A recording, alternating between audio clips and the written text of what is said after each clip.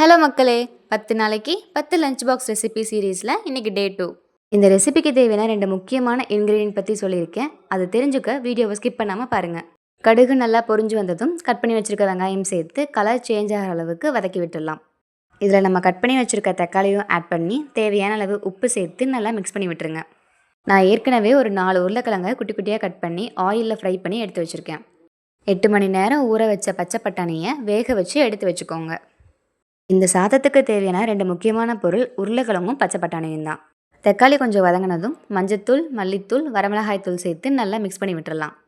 இந்த ரைஸை ஒரு முறை நீங்கள் செஞ்சு பாருங்கள், திரும்ப திரும்ப நீங்களே செய்ய ஆரம்பிச்சிருவீங்க. இந்த ஸ்டேஜில் 1 டீஸ்பூன் கரம் மசாலா ஆட் பண்ணி அதை நல்லா மிக்ஸ் பண்ணி விட்டுட்டு நம்ம ஃப்ரை பண்ணி வச்சுருந்த உருளைக்கிழங்கை சேர்த்து ஒரு 2 மினிட்ஸ் நல்லா மிக்ஸ் பண்ணி விட்டுடலாம். உருளைக்கிழங்கு நல்லா மசாலா கூட மிக்ஸ் ஆனதுக்கப்புறம் நம்ம வேக வச்சு எடுத்திருந்த பச்சை பட்டாணியும் இது கூட சேர்த்து அதையும் ஒரு 2 மினிட்ஸ் நல்லா மிக்ஸ் பண்ணி விட்டுடலாம். இந்த ரைஸ் ரொம்ப ஹெல்த்தியாகவும் இருக்கும், அதே டைம் ரொம்ப டேஸ்டியாகவும் இருக்கும். 2 மினிட்ஸ் நல்லா மிக்ஸ் பண்ணதுக்கப்புறம் இதில் கொஞ்சமாக தண்ணி சேர்த்துக்கலாம்.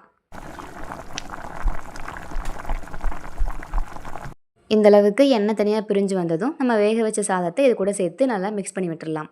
கொஞ்சம் கொஞ்சமாக சாதம் சேர்த்து மசாலாவையும் ரைஸையும் நல்லா மிக்ஸ் பண்ணி கொடுங்க. இந்த ஸ்டேஜில் ஒரு ஃபைனல் டச்சாக 2 டீஸ்பூன் நெய் ஆட் பண்ணிக்கோங்க. நெய் சேர்த்து நீங்கள் சாப்பிடும்போது அந்த ஃபுட்டில் இருக்க மொத்த சத்துமே உங்கள் பாடிக்கு இது ஈஸியாக அப்சர்வ் பண்ணி கொடுத்துரும். நெக்ஸ்ட் டைம் குழந்தைங்களுக்கு இந்த ரைஸை செஞ்சு கொடுக்குறீங்கன்னா கண்டிப்பாக 1 டீஸ்பூன் நெய்யை இதில் மறக்காமல் ஆட் பண்ணிக்கோங்க.